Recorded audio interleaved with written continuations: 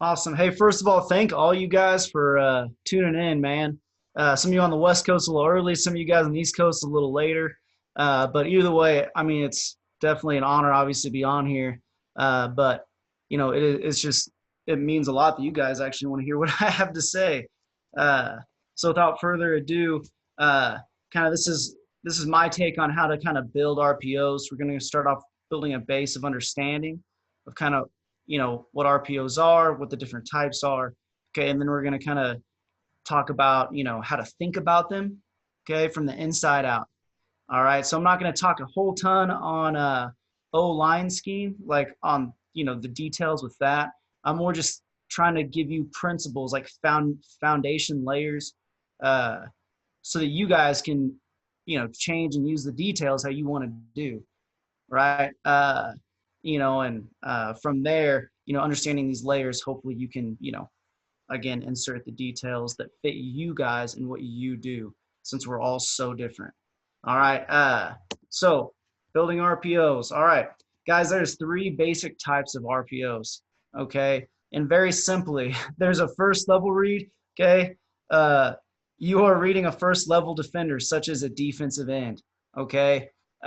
Think like inside zone read with a bubble attached to it, right? I'm reading the end. If I get a pull read, I'm pulling it, and then I can maybe throw it, if the guy over the slot who's running the bubble attacks me, almost like a expanded triple option, if you will.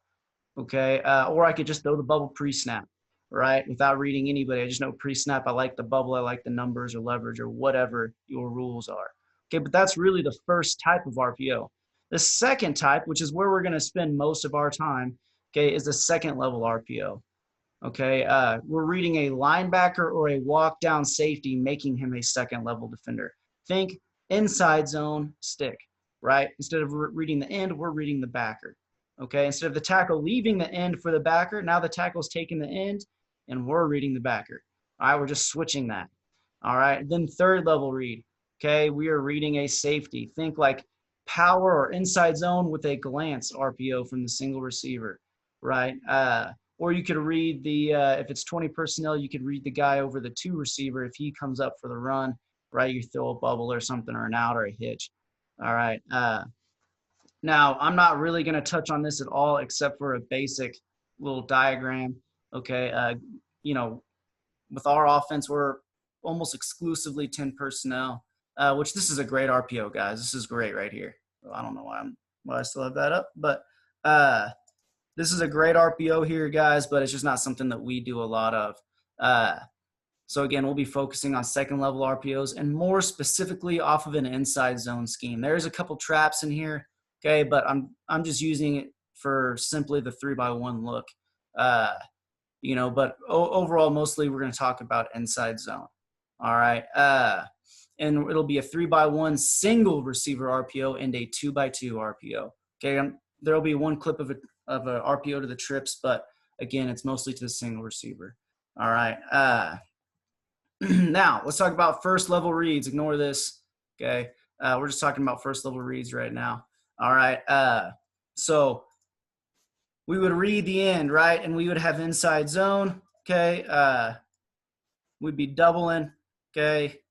We'd be locked on here. All right. And then we would be probably doubling this guy to here, right? So that's a first level read. And then we'd have some kind of bubble or quick screen over there. All right. So it's a very basic first level read. We can either throw this like pre-snap or we can read the end, right? If he comes downfield, we give it, he squeezes, we pull it, and then maybe they rotate him down. He tacks us, we flip the ball out to the bubble. All right. So, and then the difference between a first level read, when we're reading him, the tackle's really moving up here. A second level read, the tackle would take the end and then we would read him instead. You're just switching that dynamic. That's it. That's really the only difference. All right. Now let's look at first level reads. Okay. Now again, this is kind of something that I really like. Every time we've done it, we've had a lot of success, or at least some initial easy success. I love to run bubble out of stack.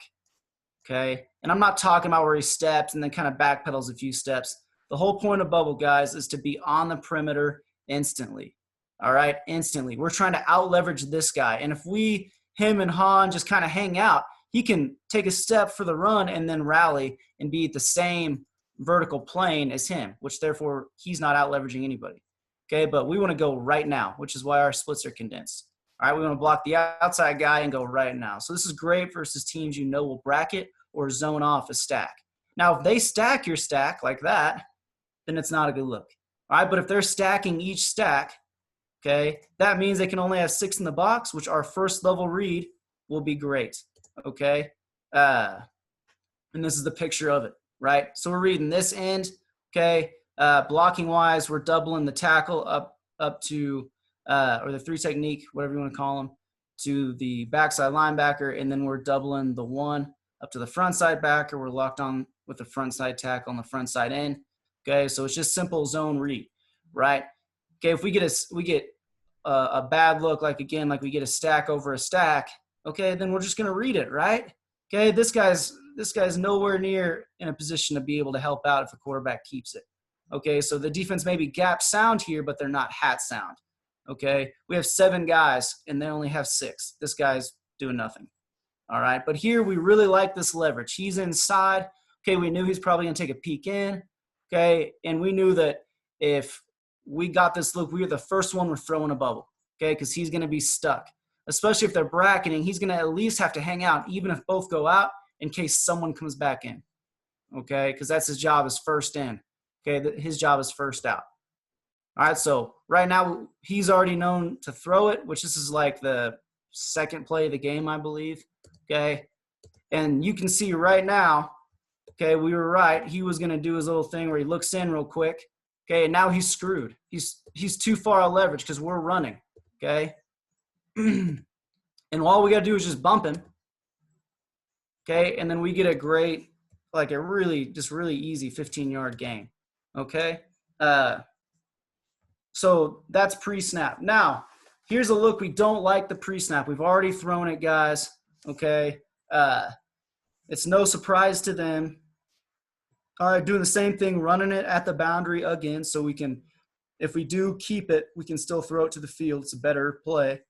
All right, but now he's much tighter width-wise, right?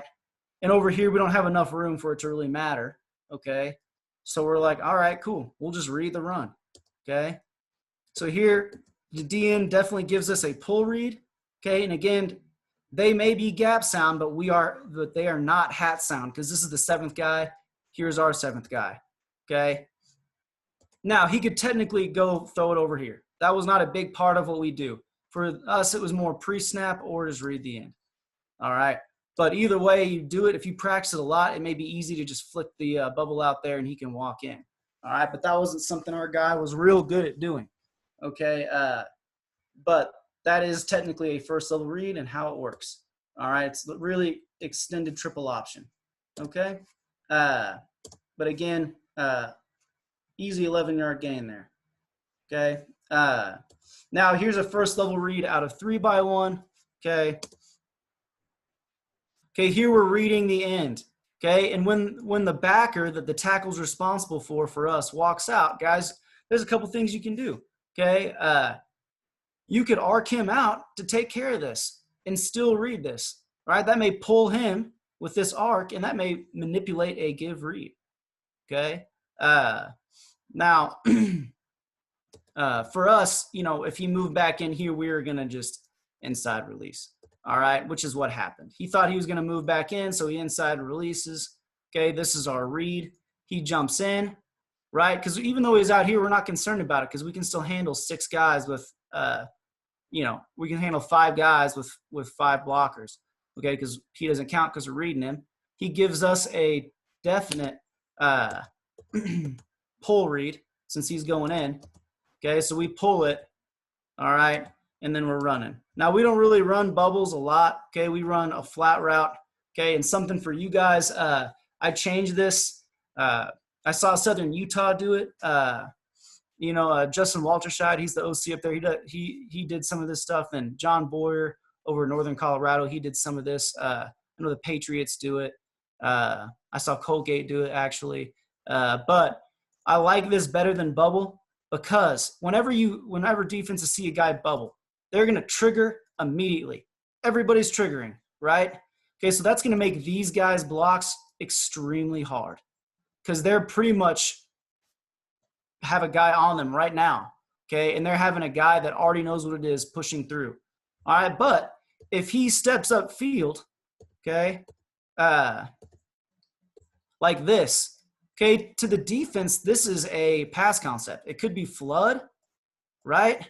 It could be some kind of curl flat. I don't know, whatever concept you want to run with 3 runs of flat. Okay, you're going to at least get a vertical stem for a few yards from these guys before they maybe run double slant or whatever.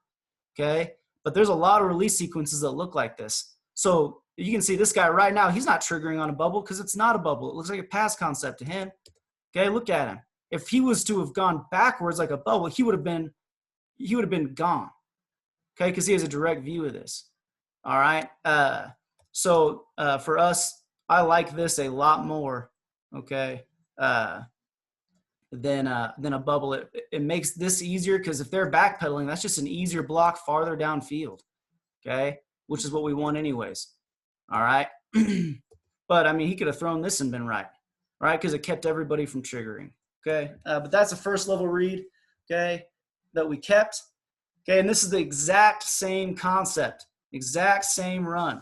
Okay, and the exact same blocking assignments here. Okay, what they were doing here is they were going to corner blitz. Okay, and they're going to bring 7 people. Okay, they have a safety that's walked over here, and he's trying to walk down late.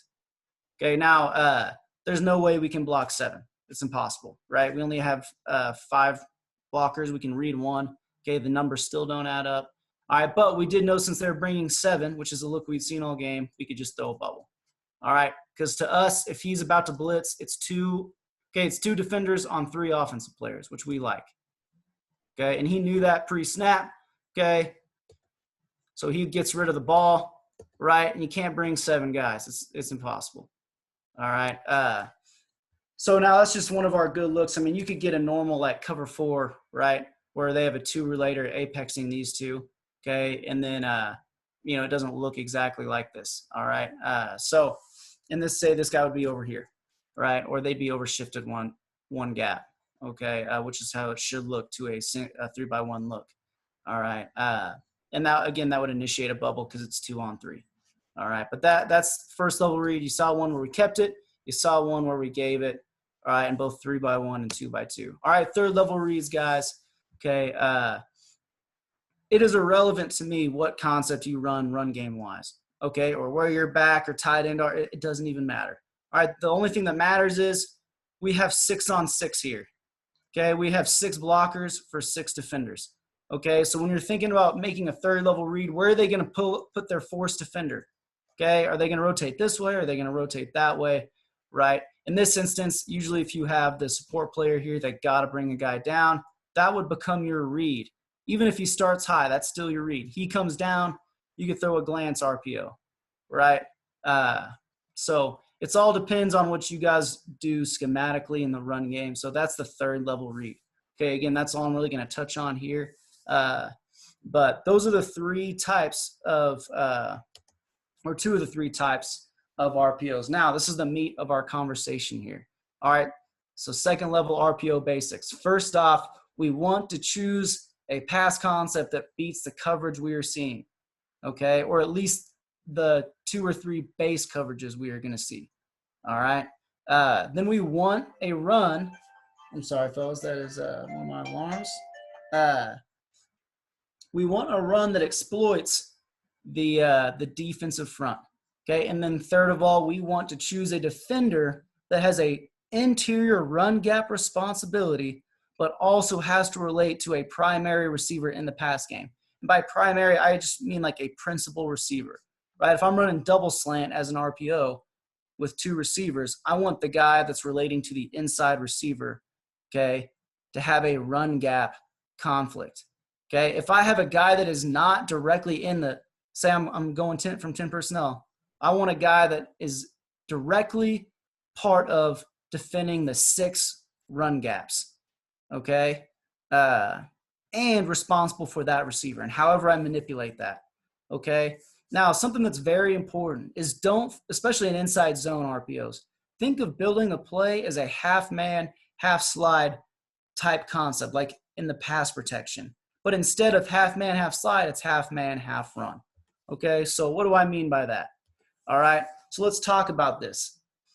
All right, so say, look at this bottom picture here. All right, so this is a 2x2 look. These are the inside receivers. All right, so here I want to slant, right? Because if I have this front, this will is responsible, okay, for this B gap. Okay, I do not want to read this guy because he's responsible for B, he's responsible for A, they're all responsible for the other gaps, he's responsible for nothing. Okay, so I'm not really conflicting anybody if I try to read him. Okay, I can run a pass concept that puts him in a bind and read him if the run is going this way and the double team would be going over here, right? Okay, but I want a guy that's directly conflicted, okay, with a run gap and a receiver. Now here's a 3x1 look, okay, and here's a 3 down front. Okay, now this defender right here is part of the 6 defenders defending 6 run gaps. Okay, whether he's going C and he's going B or he's B and he's C, it's irrelevant. All right, but he directly relates to a receiver in his pass responsibility, and then he also directly relates to an interior run gap. Okay, so now let's talk about the protection part of it. Okay, and this is really what I learned this from John Boyer over at Northern Colorado. He's at Oregon State now, but I thought this is so smart, and it simplified how I thought about things. Okay, yeah, we want to get a guy that affects a run gap, and we want a guy that is, directly relates to a receiver. Okay, but more specifically when you're teaching it, okay, if I'm running a half man, half slide protection, and my back is protecting on this side, okay, the slide is going to start at the first uncovered guy, which is him. So I'm going to have a 4-man slide this way. So we're just talking about drop back protection right now, not RPOs. Okay, because my back, okay, is going to insert here, really responsible for him. Okay, and then my tackle here is going to be manned up on the end, but these 4 are going to slide really for these 4, right? That's really the main situation. We're saying that he's kind of far out here to the field with this guy. There's some hashes right here. All right, but think about your RPOs like that. Okay, so with that being said, okay, now if we're running the ball this way, which would have been the same way our slide was in a pass protection, okay, instead of sliding back, we're going to slide up to block the same 4 guys, right? We're sliding up instead of back, and then he's still manned, just like he would in the pass protection. So the slide, or the run, if you will, starts here just like it would. In slide, they're going back and accounting for these 4. In zone, they're going up and accounting for these 4. Okay, and then the back, yeah, he's getting mesh, but if the ball's pulled, then he just goes back to his normal protection responsibilities. So really, if it's half man, half slide, or an RPO, a second level RPO, you're teaching the same concept. Instead of sliding back, you're sliding up. Okay, so hopefully that helps you guys think about RPOs. And that's what I mean by building a foundation. All right, and you can build play action into this, which we'll get to later. All right, and if we're at the end, if we have some questions, and that would be, I know when I did this talk before, that was a question people had, and that's how we build our play action game. Okay, so now let's look at this picture here. This guy is not directly related to a run gap, is he? He's not. Okay, because he's related to, I believe this is a 1, so he's got B and he's got A over here. Okay, and we're running the ball to the right. Okay, inside zone to the right. So our double team is going to move to him, right? And then we're locked on over here. All right, but he's our read. Okay, so now he may not directly relate to a receiver, but he does because we were running a levels concept. Okay, and what I said earlier was we want to, if he's not directly related to a receiver and a run gap, then let's find a concept that beats him where he cannot take both. Okay, and then he then becomes part of it. And if he fits a run gap, he can't fit the extra route. All right, so in levels, he can either take the dig and leave a 5-yard in, or he can take the 5-yard in and leave our dig. And our dig route here is based off of the depth of the defender. Okay, so it's not a 10-yard dig. Whenever he gets over the top of him is when he wraps. Okay, so it may look like double slant or double in. Okay, but if he walls him and runs with him, then he's taking himself out of the picture and we have a wide open 5-yard in and no one in the alley. Okay. So here we're looking at our read. He's definitely stepping up. Now, the quarterback is going to look always at the first route. Okay. And right now he's covered, isn't he? So then he progresses. Anyone covering him? Nope. Levels is a great 2-high beater for this reason. Okay. So then he just throws it to the 5-yard in. Okay. That's an 8-yard gain right there, guys. 8 yards. Okay. Now, so look at this picture from this direction. Now let's think about the slide rules. Okay. Again, this guy is like a 2-eye, I believe. Okay. So that initiates the slide this way because we are running the ball this way. All right. And here's that picture. The slide or the zone, right, is initiated from here. So we're doubling to him. We're locked on there. Okay, we got him. Okay, now we're manned on this dude, and this is our read. Okay, and the second the quarterback pulls it, now he does not do a good job here. He should be bending back, which is where the zone would hit anyways, right? Most likely. He should be bending back for his now protection responsibility, which is no different than it would be in a drop back pass concept. Okay, so he should be bending back here. We should be protected. Thankfully, he tries to drop out, which is a terrible idea. All right, and he looks here. He's covered, so he just progresses to the next guy. Okay, now let's look at this. Okay, I'm sorry, guys. All right. Now, let's look at this from the other way. If we're running the ball this way, guys, okay, this is probably even an even better look because here we have the 6 interior run gap defenders, okay, or 6 base run gap defenders, all right? And if we're running zone this way, all right, this guy directly relates to what looks like the A gap here, okay? And then he also relates directly to a receiver. Okay, so it would have probably been better of me to call the RPO this way. All right. And even if we called levels, it still works the same. Because if he steps up, the dig is based off his depth, which then just becomes an in route at 5 yards. All right. So we would be reading this guy, and then the double team would be moving to him. And the running back would be bending back if this guy steps up. Okay. So whichever way you want to run it, if you're going to run it this way, he's not your read. But you need to find a concept that will beat him and puts him directly in a bind. Okay, guys? All right, let me delete some of this mess. All right, now let's look at another video. Now, this is our only 3x1 look, okay? But this is a great look, guys. You want to run an RPO against a 4-2 box, because you know directly who's getting who's got what gap, okay? And they have the least amount of people to stop the run, all right? They have no extra defender, all right? So really, no matter which way you run it here, you're right, because he directly relates to the single receiver, and he directly relates to the 3. All right, so we're running the zone this way. Okay, he's the A-gap defender, right? We have 2 3s here, so they're both technically A-gap defenders, at least pre-snap from what we can tell, okay? But the double team is always push and run side, okay, as normal, all right? And he's our read. So right now, and we have another levels concept called with the same rules.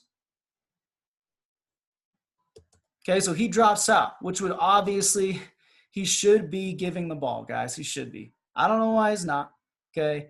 I was not happy about this at first. All right, I was like, what the hell is he doing? Okay. And now it is his responsibility if he doesn't get the ball, okay? He's technically responsible for this guy, okay? Because, again, it's just like the half man, half slide, all right? They're accounting for these 3, right? And then he's got this guy, which will go to the tight here in a minute. But he should be looking for him, but he's too far out, right? We should be handing the ball off. Now, the great thing about breaking over the under coverage, okay, is here we wrap around it and we throw it, okay, and we just got one-on-one. He misses a tackle, and we score, okay? So it turns what was a very frustrating play for me in the box to a really good play, okay? And that's why we like the levels, because he can't guard both, right? He can't guard both, all right? So now let's look at it from a type perspective. Now let's think about our half man, half slide, right? If the run's going this way, it's a terrible arrow, I apologize. Then the first uncovered guy is the center. So that's where the slide, or the zone, if you will, is initiated. So we'd be doubling the 3 up, and then we're locked on here. And then since we have a 3, okay, and a 5, then we're gonna just set them, or however you want to block them, guys. You can still zone block them if you want. You can set them. Okay, it's up to you guys and what you're good at. Last year we were more gonna zone block them. Okay, the year before I had a different O-line coach. He wanted to pass set them, which was great because it's gonna bring them downfield and open up the hole even more. So it's really up to you guys. Again, I'm not really here to talk about how they get it done, just what they're getting done and why.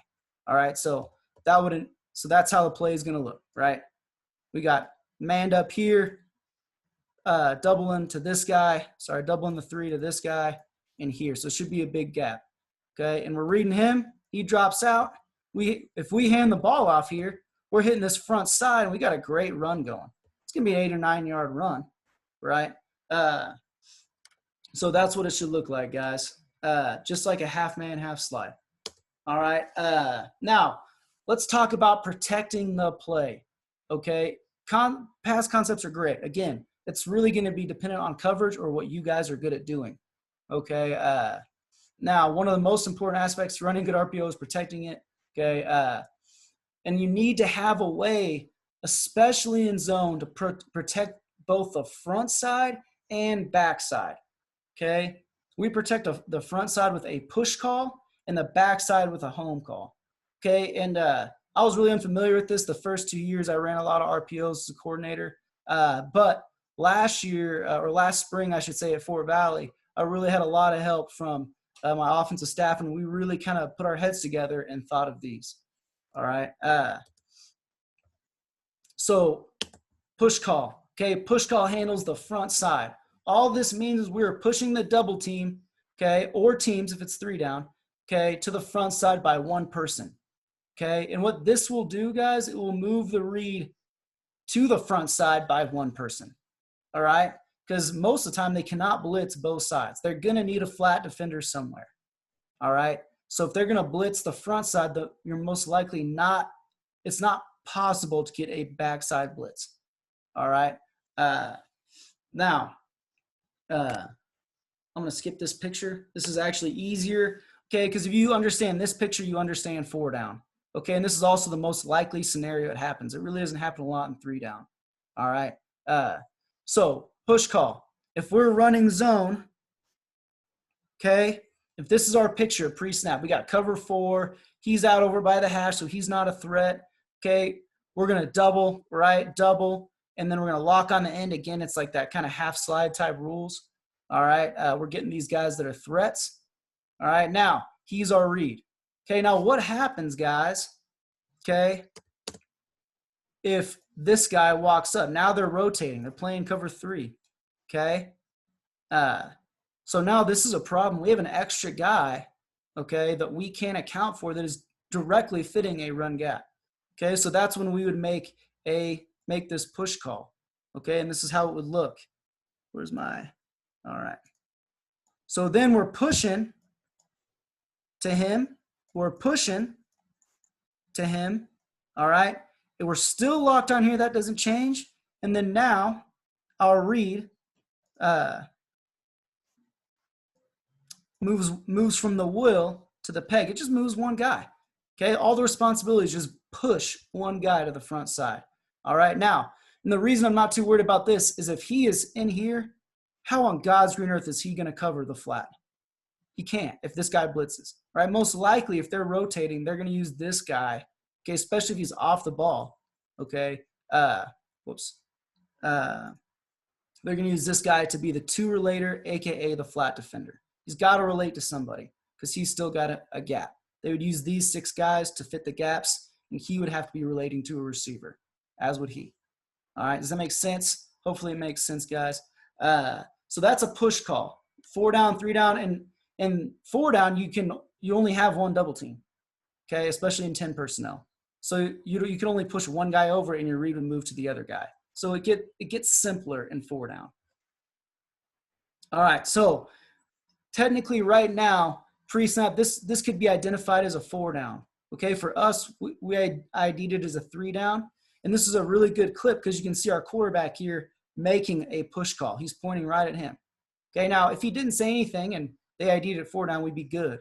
Okay, but better safe than sorry is what I told the quarterbacks. Push it so we know that the first double team goes to him. Okay, then the second, so that's the first, dang it. So that is the first double team, using a 1 there. The second double team goes to him, okay, and then the read would be here. Okay, now pre-snap, there's really no one over here, so it kind of was what it was. All right, and he can't blitz because someone's got to play the 2, okay, and they're about to rotate this way, guys. All right, so kind of a jacked up look. Now here we ran a streak with a 5-yard in to beat this guy, all right, because we knew we were getting a lot of cover 3. All right, so here's our read. Okay. Okay, so he comes up, which means he should be bending back for him, right? Just like he would be in protection if he's going to this side. Okay, now, again, our quarterback always reads the inside guy first, okay? And he gets right on past this guy, which means we're throwing it here. He should probably throw a 1 ball and pull him in, okay? Because the safety never really rotates because his eyes are in the backfield. He sees run to his side. All right, so this should be an easy play. Now he tries to put some air under it, and he gets a little greedy and misses him. All right, but the reality is if this 2 relator, which is the 2 receiver, relates and walls him, who's covering the 5-yard end, guys? Nobody. Okay, so that way he's always in a bad position, okay, even though we have a guy between the inside most receiver and our read. All right, you can see him making that push call there. Okay, again, this is our read, right? So all of our double teams are pushing to the front side. The guy out you can't see, and this is where the second double team goes. Okay, he should be going there, and he should be bending back for here. Okay. All right, now this is my favorite. I think this is the most effective. I don't think the push call is all that innovative or anything. That's just the way we get to move the blocks front side by 1. But I do love the home call for a couple reasons. All right, and the home call is to counter a backside threat either outside of the read, okay, or the appearance of a blitz from the read. Now, you guys need to understand, again, we're putting down a foundational layer here, okay? So we got to talk about blitz indicators. There's 3 basic blitz indicators. Depth, okay? Now, is his normal depth compromised? Okay, usually the linebackers are at 4 or 5, so now he's at 2. That's a good indicator you're getting a blitz. Posture. Does he go from a square stance where his feet are parallel to the line of scrimmage to a 2-point stance where he's, got 1 foot in front of the other and he's leaning over his front leg? Okay, and then safety rotation. If you got a linebacker closer than normal and he's got his front foot in front of his back, right? He's in a split stance, okay? And he's leaning over that front foot and the safety's rotating to him, dude, you're about to get blitzed, okay? Because most teams are going to rotate to the pressure to provide that defender that is leaving, okay? Or that second level defender that is now leaving, all right? And they're using a third level defender to replace him. Okay, when a home call is made, we're going to move the running back to the other side, which is a really big reason why I love this so much, okay, because of the new defensive trends to stop RPOs, all right?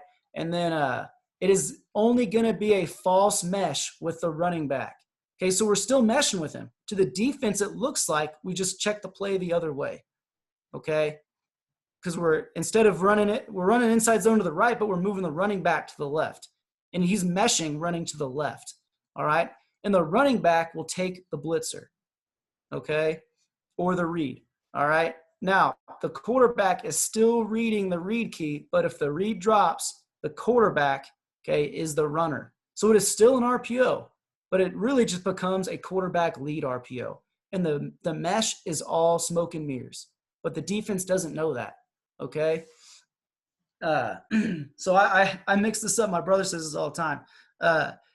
But in this instance, when the quarterback becomes a possible threat to throw and run, okay, the defense may be it should be gap sound, but they will not be hat sound, okay?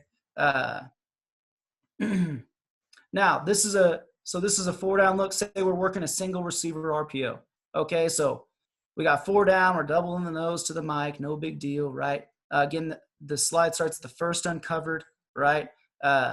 Now, what happens, okay, if this read walks up into the B gap, right? Even with a mesh and trying to bend him back, you're not going to have time, guys. He's going to be in your face so fast. He's, what, 5 yards away from you? He'll be there in 3 steps, okay? There's no way this running back's going to be in a position to make this happen. Or if he walks outside of here, okay, remember, he's locked on. And even if you say, okay, get him, well, then now you have the end in your face, all right? So he's still going to stay locked on to the end, right? Some guys do this by saying, we'll just run zone read now, right? He's still reading the same guy, but if he takes the running back, pull it and run. Okay, but for me, I love to pass. I'm trying to pass. And if we're going to have run mesh, let's get people out of the throwing windows and still throw the ball. Okay, so if he walks up, right, your read walks up, you're still going to read your read.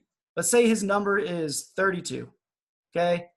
You're gonna look at the defense, right? You see your read walked up, say, hey, easy, easy, home, home, home. Bump him over here and say home 32, okay? And then he's going to mesh. You're still going to have this mesh. And he's going to go straight for 32 right here, who's walked up on the edge. And he's going to meet him. He's going to mesh and go straight to block him.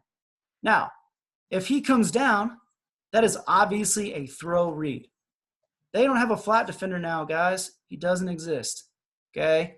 And you have whatever slant or glance or curl or out wide open with no one to beat but the corner, okay? So it's really the same thing. But if he walks up, say he walks up in here, okay, he's threatening like he's going to blitz, and you home him, right, home 32.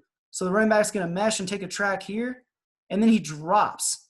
Well, guys, then you're just running – all you're doing is running quarterback lead RPO, right? The quarterback's going to mesh, okay? I'll clear the picture, okay? I'm sorry, guys, my phone's ringing. You're going to mesh, and then he's going to go and just lead. And you're going to mesh with him and then just follow him. Because you got a double team here, right? You got guys for all of these guys, okay? And the next guy that can tackle you is a safety, right? So, guys, that's a good situation to be in. All right, now if we look at it from a 3-down standpoint, right? If this read walks up, okay, it's the same principle, right? We're going to move him over, home call it, mesh with him, okay? And he's going to block him. If he blitzes, we're still throwing, okay? And it's just a great play action because not only is he going to leave, they're going to leave. They're going to step up too, okay? So you're getting all these guys out of the way, all right? And you're protected. And if he drops, great. You have an extra hat to block for you, and the quarterback's running, okay? So the mesh is only smoke and mirrors. Now, the reason why I like this so much, guys, is what a lot of guys are doing is they're going to back gap. They're going to see where your running back is, okay? And they're going to say, obviously, if the back is on the left, the RPO is over here on the left between these two, okay? So they're going to use other guys. He'll hold, okay? And then they can use these guys, okay, to fit the 6 gaps. Because if you're reading over here, what does it matter if you leave this guy, okay? And in zone, that's hard to say, okay, read him, and then have this guy hit you in the face from the backside, right? So that's an easy way for them to see your back, okay? Or if it's in pistols, see the way you turn. If you're turning and looking this way, if you're looking that way, they know to what's called back gap it, right? So if you then put the back over here, okay, and he's meshing this way, they're going to back gap, okay, this way, okay? And they're going to leave this guy to hold. But the reality is, even though the back starts here, you're still reading him. So it completely messes up their rules, all right? And it gives you an extra hat because most back gap teams play too high, all right? And even if they don't back gap, they just try to hold, okay? They just try to hold your RPO side and fold late to try to manipulate a give read and then rally and tackle them for a 2-yard gain, which is terrible for us, right? And most OCs say, listen, if you don't know, hand it, okay? And that's what they're doing. They're trying to say, all right, he doesn't know. I'm not making a read, so now I'm going to fold, all right? If that is the case, then still, if you bump him over here, he's going to hold, right? And you're still reading this guy, and he doesn't know that he's really the side being read, okay? And that's why I really like it. It was really effective for us, okay? So this team played a lot of unsound defenses, all right? We scored a lot of points on them. So, I mean, this one doesn't make any sense, all right? But they got 6 in the box. We're running inside zone this way, which this clip was cut short, okay? So we missed that. All right, but he did bump the back over here, even though it's inside zone to the right, okay? So they didn't change, but he home called this guy because for us, the double team's going to the front side backer. This would be our read, okay? Now it's not our read walking up, it's this extra guy. So we can still home call him, and this can still be our read. I'll take a chance with the guy having to run 10 yards before I get off quick game, right? And we're running levels again, so it should be just he's going to run out and run his 5-yard in. He's going to run and break whenever he gets over him, which he's blitzing, so it should almost be like a slant, okay? And I'll take a quick, easy slant or 5-yard in throw with this guy having 10 yards to come in and get this, all right? So even though we are homing this guy, okay, he's still our read, okay? Now, if he was to stay out here and he was to step up, we just home the read, okay? So it doesn't matter either way, okay? Now, if this is a hold and fold team, they're going to try to hold this side and not realize you're still reading over here, okay? Now, let's see how this turns out. Okay, he gives him a quick little fake, which he should ride this a little longer, okay? And then this guy, I'm sorry, this thing keeps popping up. And then he could throw it to this, but this is too quick for him, okay? So then he just squeezes it and puts it into the 5-yard in, guys, right? That's easy, okay? And I would say we did this probably 20-plus times during the year, the home call, okay? And I think we ran it once, and it was like a 5-yard run. So, and he wasn't really the best runner, and so we got 5 yards. I mean, I'll take 5 yards. But every other time, guys, it's a throw, okay? It's a throw. Because if they're holding folding, they're going to think that this is the side that is not being read. If they're blitzing, they're pulling guys out of the throwing windows. Either way, you're most likely right that he's blitzing if you're home calling it. And I always told the quarterbacks, if you don't know, home call it, guys. Home call it. All right. Okay, and you can see the O-line, they're blocking zone this way, okay? But all these guys see is low hats and running back mesh, okay? And don't ask me what this guy's doing, okay? He should be going. They should be doubling over here, and it should be like this. All right, I don't know why he comes back. All right, this guy should be free, but we should be able to get it off in plenty of time. Because instead they leave a D-line free, which makes no sense. But all right, so this is the only real concept I'm going to break down for you. And this is by no means my concept. I learned about it through other coaches who had studied at Oklahoma State and Baylor. And this is a single receiver RPO. Baylor called it choice. I don't know what OSU called it, but they stole it from Baylor. I guess now I'm stealing it from them through other coaches. But this is our base single receiver concept. All right. And it's GPS because it stands for go, post, sit. All right. It's super easy to remember. All right. We have a choice route, so there is no point in us calling two things choice. And this is easy. Go, post, sit, guys. Easy. All right. The decision point is 8 to 10 yards. Okay. And no matter what, and no matter what, pressed or not pressed is irrelevant. If he's pressed, he's still getting to 8 to 10 before he makes his read. All right, the 8 to 10 is non-negotiable. All right, and at 8 to 10, whatever situation he's in, that's what he's doing. Okay, so if the DB bails or is capping him, he's on top. When we reach 8 to 10 yards, we're going to sit and retrace our stem. Okay, back down. All right, if the DB has outside leverage, we're going to run a post or a glance, whatever you want to call it, guys. And then the DB, if the DB is beat by 8 to 10 yards, we're running a go. Okay, and what it really becomes, guys, is a one-size-fits-all. A lot of us, and me included, before I started running this, you'd have to guess right. I want to run a glance here. Okay, well then, you know, the safety's rolling to you or whatever. It's not good. Or the corner's pressed inside leverage and we just can't get inside. Okay, and then I want to run a sit here, but then they run cover 2. Okay, and that's not that great unless you convert it to a go. And then I want to run a go here, but then they drop off and play deep cover 3, which is great. unless you want to read it and run a sit. All right, which is bad unless you want to read and run a sit. Right, but if you're calling a route, you got to guess right. All right, which you can. Don't get me wrong, but why guess when you can let the players in the field make the defense wrong? Okay. All right, so here we go. So we had a 7-man box, but it's not really 7-man because they had a safety high. They were going to drop him. We knew that. So really the double team's going to him. Okay, and then this is our read because we're running an inside zone to the right. All right. Now we're pressed right here. Okay, and there's not really a safety other than this guy. There's not really a safety that's a threat to him. So we're hoping this is a go route. All right, and pre-snap quarterback should have a good idea, but it's really irrelevant, guys. They should just worry about their read, okay?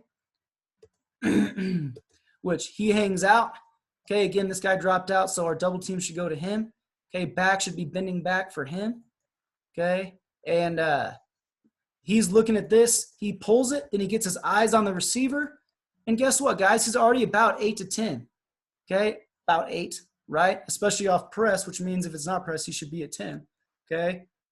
So really the decision point is timed up with when the quarterback should be looking. And there was almost no time where he really had to wait unless the receiver screwed up their depth. So it's really irrelevant because even if you have the route locked to like a sit or something or a glance, he's still going to have to visually find him because there's a bunch of people in the way, right? So it's really irrelevant. So as long as he reads the read, he makes a good read, find the area the receiver's in, which should be that 8 to 10 yard area on the numbers. Okay, and then you'll see his break from there. And obviously he's beating him. So we throw a go route.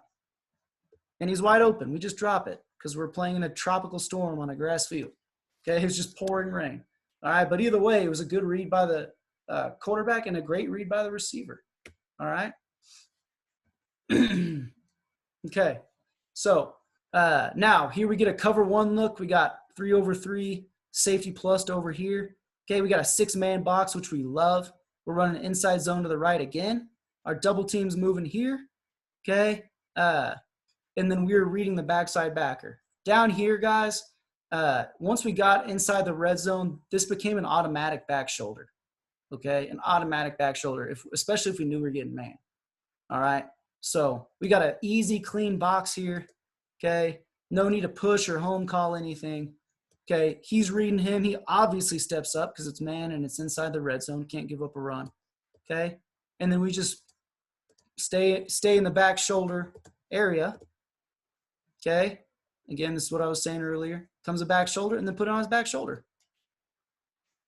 Okay, and that's something that we used a lot last year. So that was really good to us with the guys that we had. If you don't have guys that are great, okay, at back shoulders, okay, don't do it. All right, do run a slant or maybe manipulate it. Okay, if you have a certain route that, in a man situation, your guy's better at, manipulate, the way you game plan. So, all right, it's a glance here because we know it's man and we know the safety's not a threat and we're great at glance. But we were great at back shoulders. That's what we did. Okay. All right. So here's our read. They kind of like wanted to make us think it was a 4 down, but it was really a 3. This guy would sometimes rush the C gap if he thought it was run. If he thought it was pass, he would drop and be the flat defender. So it's an easy way to really get the flat defender out of the way. We're running trap here, but let's just use our inside zone rules, guys. We can double team, first double team goes here, second double team goes here, backside linebacker, okay, is this guy if we're running zone, okay, and we're running gap scheme at him, so it's still our read. But again, we're trying to think inside zone, right? That's the extra guy. We had the guard for him, all right? But now, let's look at the receiver's route, okay? Now, obviously, the read stepped up, and we have inside leverage on this guy, so we run a glance. Now, if the quarterback puts a little air on it, this is a touchdown, right? And if we look at it from the tight, okay, again, this is our read, okay? You could say, hey, this is 4 down and set these two, okay? And then double up to here, get him, and then read him if you wanted to. Or you could say, hey, we know he's not going to rush all the time, then, okay, you could do that, all right? And then this would be your read. All right, but again, we're running gap scheme here. Okay, but the most important lesson here is we have inside leverage. Guys, there's no safety inside, is there? And he's beat him bad. So if we lead him and put a little air under it, I mean, we're walking in the end zone. Okay, now we bobble it a little bit, but hey, 30-yard gain is a 30-yard gain, especially that quickly. Okay, now we have inside zone here running to the left. Okay, inside zone running to the left. All right, so we're going to double team to the first backer, double team to the second backer. Okay, he's our read because we got 3 down here. All right, and now he steps up. Okay, so it's obviously going to be a pull. And now he's capped at about 8 to 10 yards. So then he decides to sit. Okay. Now here we go again. Okay, now we're pressed, legitimately pressed, right? He's our read again because we're running. Let's just think inside zone rules. Run inside zone that way. Okay, that would be our read. Okay. So let's watch the receiver here. Read obviously steps up. Okay, now he's capped. They're not going to play in the other play we ran the post. It was against this team. They're not playing outside leverage anymore after that. So they're going to play inside leverage and play on top. Okay, so we just sit it down. Now the quarterback's waiting here because he is way too deep. He's breaking it like 12 yards. All right, so that's way too deep. We want it to be a little quicker than that so he doesn't have to wait. All right, we also don't get a block by our running back, which is a problem. All right, but either way, it's an easy completion. There's a 20-yard gain almost. Okay, now, one of the best things I can suggest, guys, is especially with single receiver, okay, especially with single receiver, all right? It's always great to have a quick screen over here, and more specifically with inside zone, because inside zone is built to cut back. So if you don't have guys blocking these guys and they want to fold late, inside zone, especially in RPO, is going to cut back anyway, so they're going to be rendered useless if no one's blocking them. It's really on these guys to stop the inside zone, not really any of these guys, okay? But here we made the rule that if you get 2 guys inside this box, which goes from the number 3 receiver to about 10 yards, and if there's only 2 people inside this box, okay, then we're going to throw the screen. Now, I know he's plus pretty far out. Okay, I would normally say don't do it. Just read the RPO, which we'll get to in a sec. Okay, but this is also our best player. They're playing soft. We think we can get it. Okay, and we run a little stop screen. We X block it. He's got him. He was confused. He thought he was supposed to run the flat route, but he's really X blocking. He's really supposed to just go straight here. Okay. Now for reading the RPO, he's our read as has been for these last few clips. Okay. So we got him. We're coming out here, okay? Throw the stop. This guy's too far away. He's too far away. We split the X, okay, and get a 8-yard gain. Now, let's read the RPO, guys. Okay, so we read him. He steps up. We're capped again, so we sit it down. And this is a much better timing-wise. He's still open, guys. Like, either way, we're right. So the push and pull with having to have 3 over 3 to stop a screen, okay? Let me more specifically detail this, okay? If they're going to have 6 gap defenders. They can either move him out and leave 5 in the box, okay? Which is a problem. That means any team in America can run the ball, all right? Or they can leave him in and rotate a safety down, okay? Well, then we can just read one of the 6 guys in the box and then throw a one-on-one matchup with a safety that's running away from this side, okay? And if they want to rotate this way to have an extra guy and 6 fitters for this read route, they're going to have to pull this safety over there, and it's still 2-on-3. There's only so many ways they can fit this. They're going to have to zero pressure it to stop it, which means they're going to have to put 7 in the box, okay, which you can very easily have a check for, all right? Just check to quick game or something, all right? But that push and pull is really important. Okay, so I really like a single receiver RPO with the screen. I really think it's easy for your quarterbacks. 2-on-3, rock and roll. 5 in the box, rock and roll. Okay, 6 in the box, 3 over 3, work the one-on-one. Okay, so let me go to this last clip here, guys. Okay, here we're running inside zone right, so we're doubling first backer, doubling to the second backer, reading him. Okay, that's our read. Okay, he drops, okay, and they try to match the receivers over here. okay, because we had another concept on, all right, and we get a nice, easy 9-yard run. Okay, there's only so many things they can do, guys. All right, I mean, that's the end of my talk. I hope that has helped. Okay, Coach, is there any questions so far? Didn't have any in there, but as we're coaching, and what I'll do is if you want to share your contact information or email, Twitter, and if anybody has any questions that they want to drop in the chat while we're doing that, that'd be awesome. Okay. Yeah, feel free, guys, to drop a couple questions in there. But, Coach, do you mind sharing your Twitter info? I'm going to do it right here in the chat. Awesome.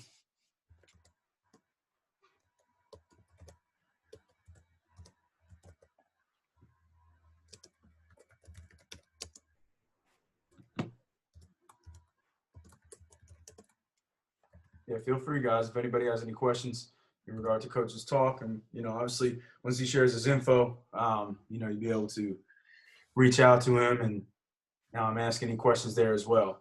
But definitely appreciate you jumping on with us, Coach. Yeah, thank you for having me. No, absolutely. Informative talk, man. It was great. This one, along with everybody else, we'll be on the drive, which is good. Always good to kind of check back and rewatch some stuff. You might have missed something along the way. Here's a question, Coach. When you call RPOs, are the route concepts full field at a 2x2 or just the read side? Can you say that again, Coach? When you call RPOs, are the route concepts full field out of 2x2 or just the read side? I could answer that question real easy here on this presentation. Let me go back to 2x2 real quick.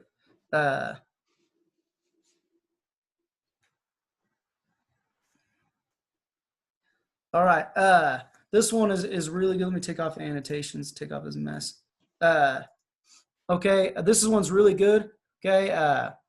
In 2x2, I'm going to have verticals on the front side. Okay. Away from the RPO. And the reason for that is to pull the safety and maybe even the two relator and definitely the corner, A, out of the run fits. Okay. But B, if we do complete maybe a slant or a dig or a post, especially if it's cover 2, okay, we're going to pull the safety away. If we complete it, it's only one-on-one. If he doesn't make the tackle, it's a touchdown. Okay. And this is actually a perfect example. There is a safety here. You can see his shadow. And in this specific one, when we're working the trips, I have him run off, okay, to pull the safety. And you can see here that we throw this, and he beats one guy, and there's no one to help. If you just block this guy, the single receiver safety or the front side safety will just turn his eyes immediately to his next threat, right? So that way I don't have concepts, but I have them running verticals. I used to have a quick screen on the front side of 2x2, but again, that was the same problem. They would just turn their eyes immediately to the routes coming to them and tackle them. Okay, or sometimes have a chance to pick it off. But after we changed this, which I learned from University of Hawaii, it really helped us tremendously. Obviously, this is a 36-yard touchdown because of it. Another question here, Coach. Would you be able to send some of the GPS cut-ups? Yeah. Well, just to reach out to you on Twitter. Just contact me. Yeah, shoot him a message. A couple of questions here. What coaching point do you have to get to the wide receiver and get the wide receiver and the quarterback on the same page on the GPS route? Is that just from reps? Really, guys, think about it from a quarterback's standpoint. All right. Even if you know where a glance is coming from. Okay. So say we have a single receiver glance RPO.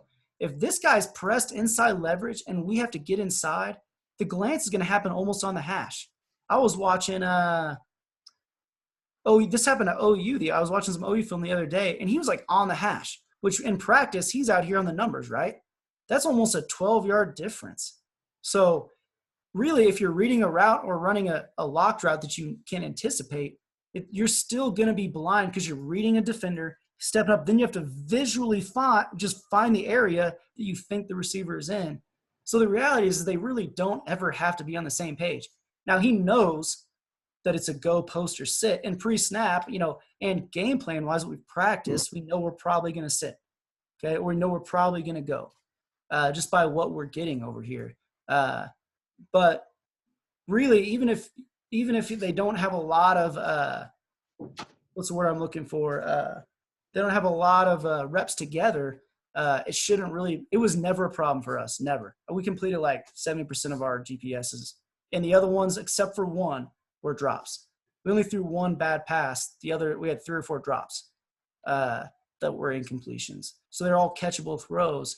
Now, we did practice this at least once a week, and I'd have every outside go twice, once a week, sometimes twice a week if it was really big in the game plan. So then you get a massive amount of banked reps over the course of an entire season.